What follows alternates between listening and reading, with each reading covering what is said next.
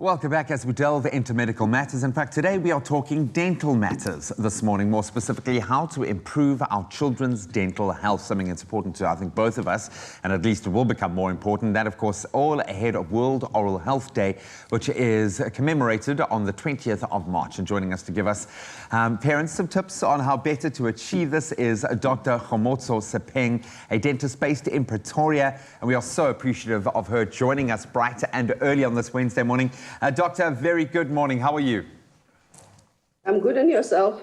Very good, thanks. Very good. Doctor, I'm at that age now where Luca, my little one, he's 2 years old. He is starting to identify with a toothbrush, but it takes me back to the days when I went to the dentist. I used to be terrified to go. Really? I was like, Mommy, I don't want to go. Yeah, I was just always scared. But maybe this is where you come in and you can give us tips and put our mind at ease. Around what age should parents start taking their child to see the dentist?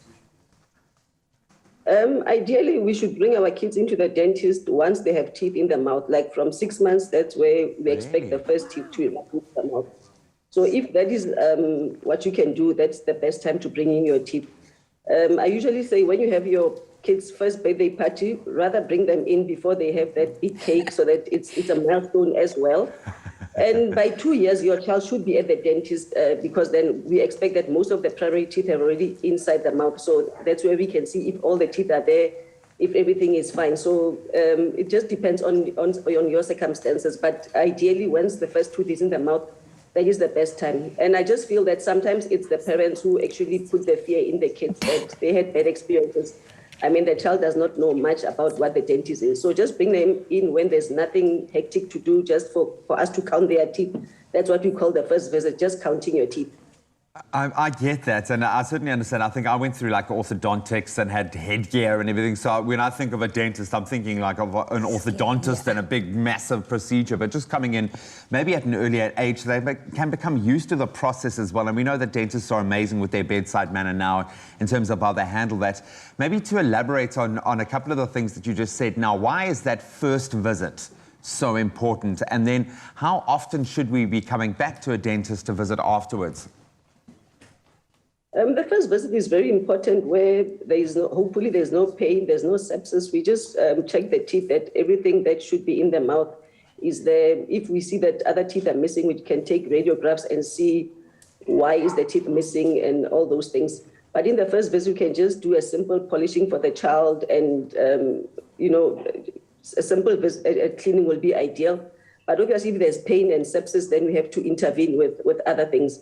And then after then, it's ideal that you should come to the dentist at least every 6 months. But if there's more problems, we would obviously advise that you should come probably maybe every 4 or 3 months, depending on what is actually happening in the child's mouth. Becomes kind of case specific, Yeah. Doctor, and here's the thing as well. Often kids are so prone to rotten teeth at a very young age. What are the dangers of poor dental health, and maybe how can this negatively affect their child's development? Yeah, we should. Wow, that's a good picture. We should start asking why are they in the first place. When the child is still on, maybe the child is being bottle fed, what the parents put in the bottle, that would be the main problem. Sometimes they put rooibos tea with lots of sugar, they put squash, people believe that 100% juice is what the child should be eating, but it's actually loaded with lots of sugar. Some parents let their kids sleep with the bottle and that liquid is pooling in the child's mouth for long periods of time. That is the main cause of decay. And obviously, our diet is also very critical. If we eat a diet high in sugar, that would cause decay for our children's teeth. And then obviously we need to introduce brushing from as soon as we have teeth, we should start cleaning our teeth. So, and it should not be a war in the house. You must, what you see the child will do. So just introduce it gently, that as the picture presents, that when you brush, your child will also brush. So it should not be torture to the child. It should be actually a very fun process.